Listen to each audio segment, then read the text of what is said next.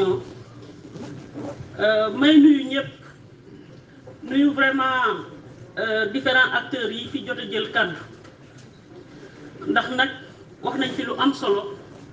te loolu yëpp mu ngi jublu rek ci defar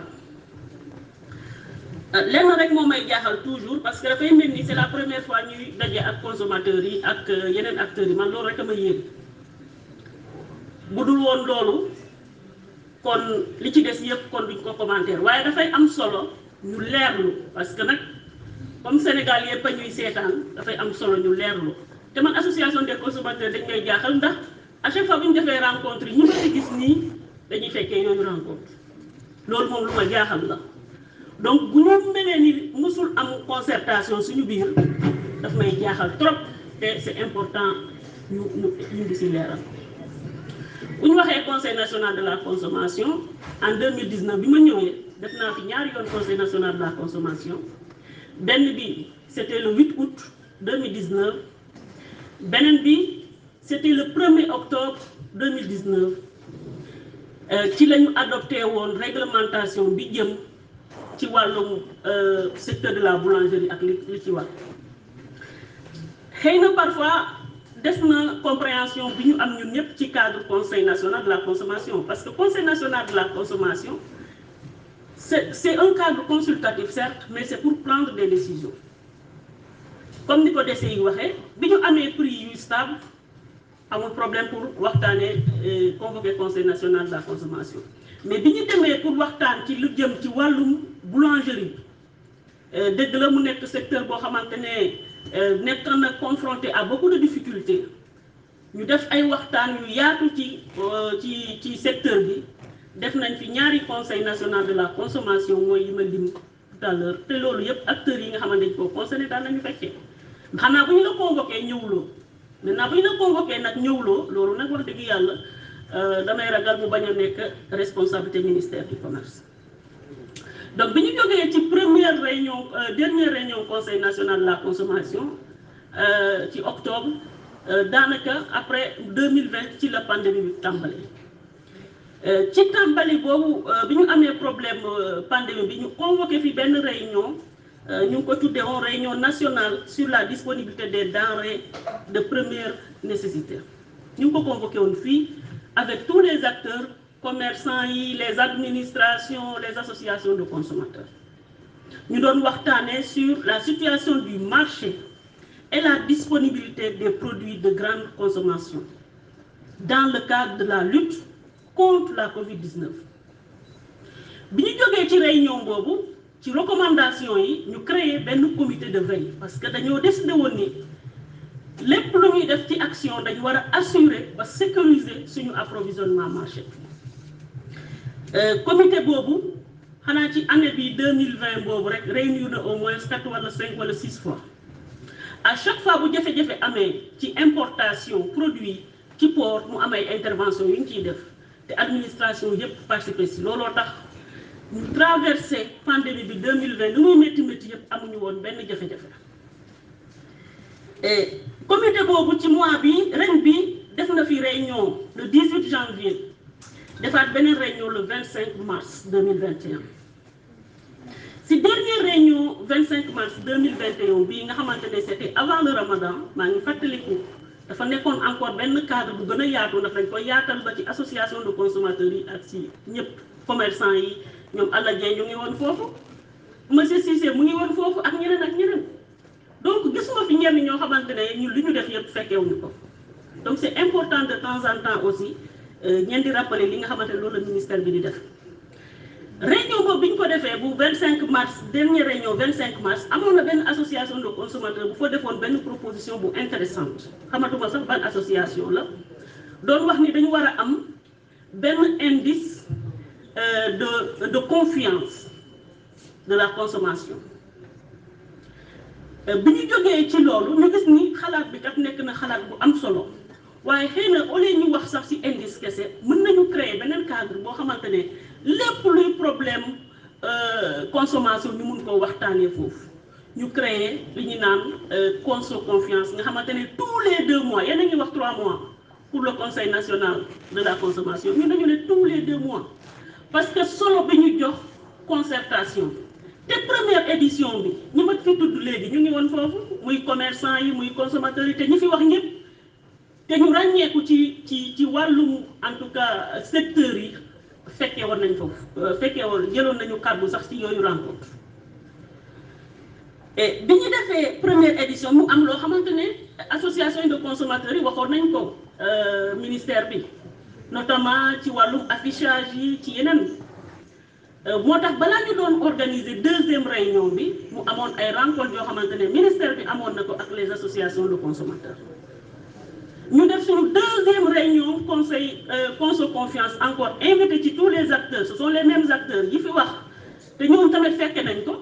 ci la ñu profité en même temps ci deuxième édition bi daal di distribuer la lettre du commerce et c'était spécifiquement ci wàllum prix donc man moo tax à chaque fois bu ñu waxee ni amul concertation ci wàllum prix daf may yéem dëgg la jëluñu ay décisions parce que le ministère du commerce comme ni ma koy waxee dafa am ñetti mission première mission ministère du commerce moom mooy approvisionnement du marché balaa nga ne naam ne fa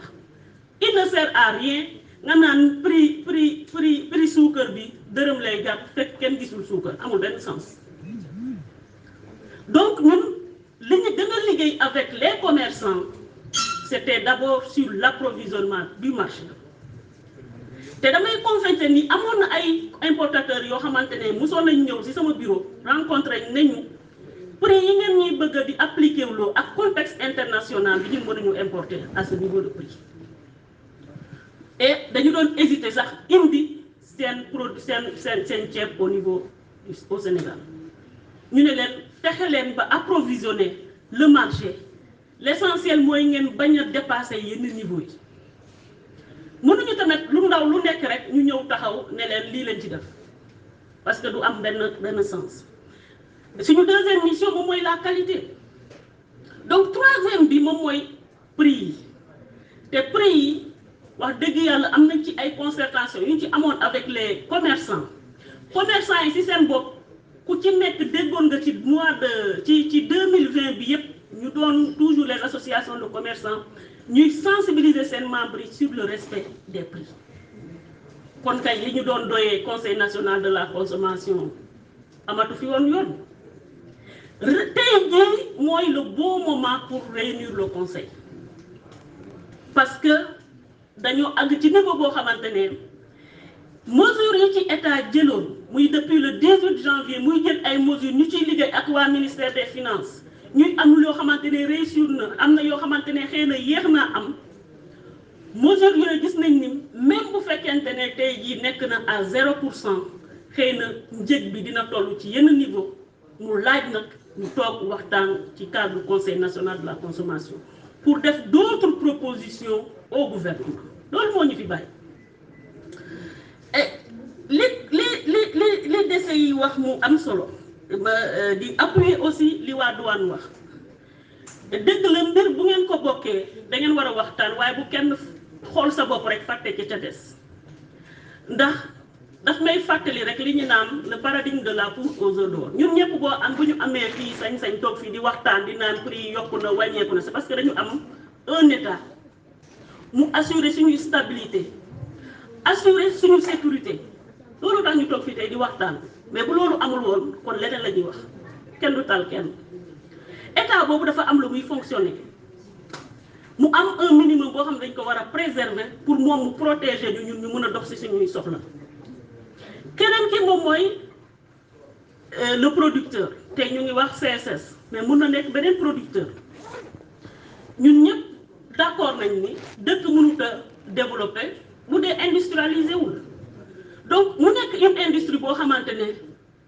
mu néew ak mu bare créer na fi ay emploi te ñun xam nañ bu baax suñuy entreprise amuñu doole même doole que entreprise yi nga xamante ne moo nekk bitim réew kon bu ñu exposé suñuy entreprise as tuut yu dëgër ci même concurrence que entreprise yi nga xamante ne dëkk développé yi ñoo ko moom ñuy subventionner seen entreprise di ci def lu nekk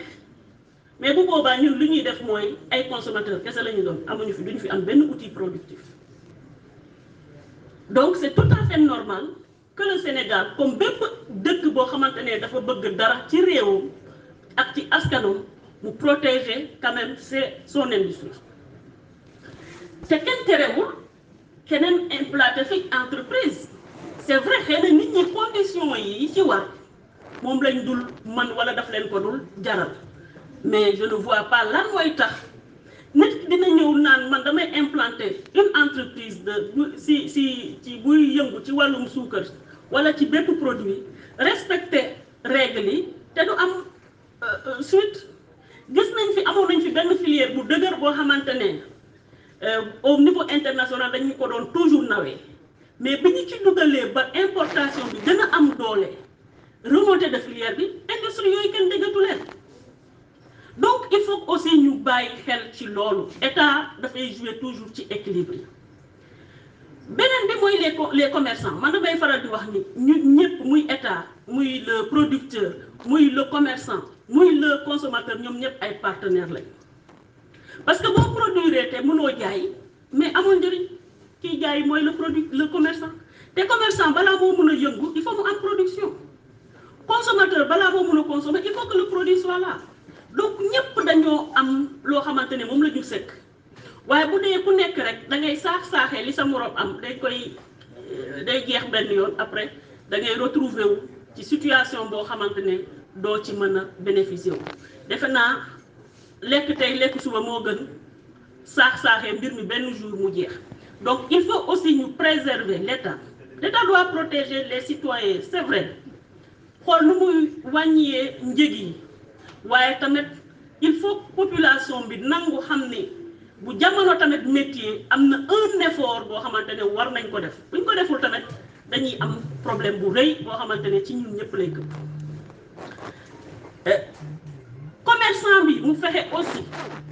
prix bi nga xamante moom lay appliqué mu nekk prix bu méngoo ak li nga xamante ne moom mooy ay charge am bañ a teg consommateur bi loo xamante ne attanu ko ndax bu ko tegee dafay métti te comme concurrence am na te ñu koy privilégié di koy encouragé mooy boo jaayee lu cher dañuy dem ci sa morom donc je pense ministère du commerce li mu waroon def jusqu'à présent contre def na ko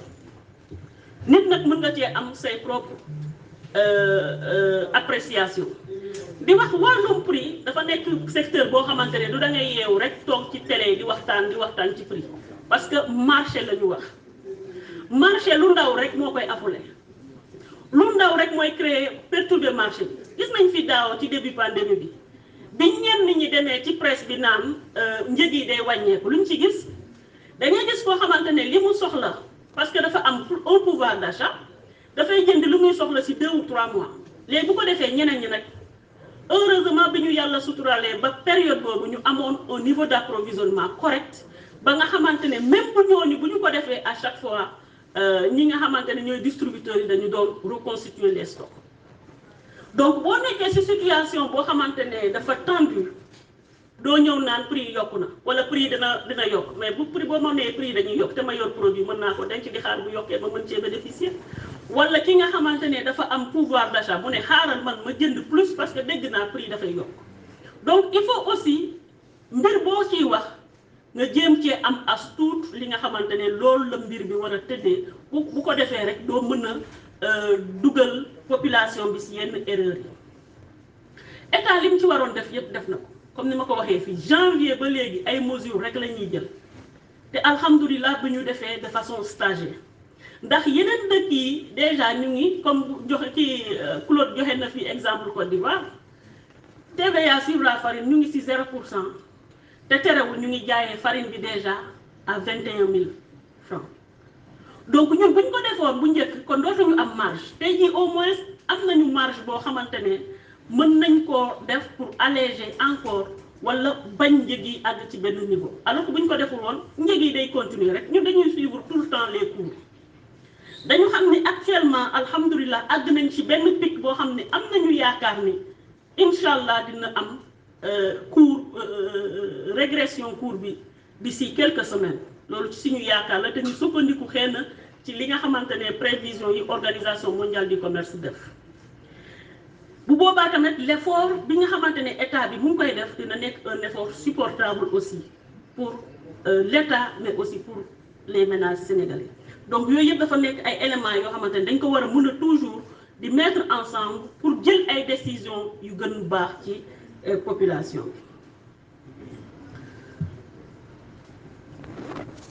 bi maintenant